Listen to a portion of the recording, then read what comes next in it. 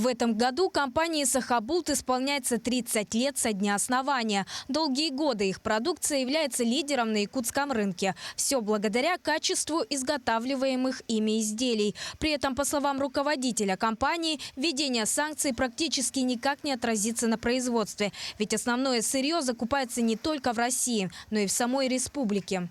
Введение санкций у нас получается, некоторые позиции могут быть остановлены из-за того, что химикаты, да, в основном приобретаются за границей, и производство кожи и меха, выделка, могут перетормозиться.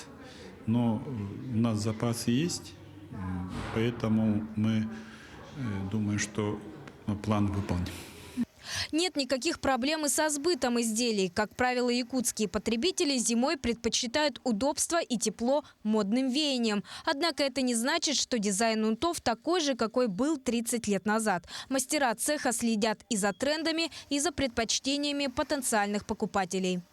Унты мы считаем брендом Якутии, в том числе брендом нашего предприятия. Мы очень много работаем над образом унтов. У нас очень большая команда.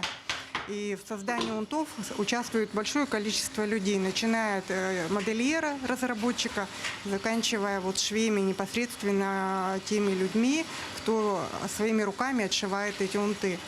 А тем временем в планах компании вывод продукции за пределы республики. Здесь «Сахабулт» ориентируется на регионы, близкие по климату Якутии. Однако уже сегодня изделия доставляются и в Москву, где потребитель готов потратить большие деньги. Там уже наши якутские унты перерастают из товара первой необходимости зимой до товара люксового сегмента.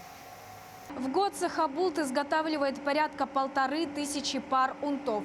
В этом году к зиме специалисты прогнозируют упадок производства на 30%. Чего не скажешь о кожаной обуви. Ежегодно на якутский рынок поступает порядка 10 тысяч пар.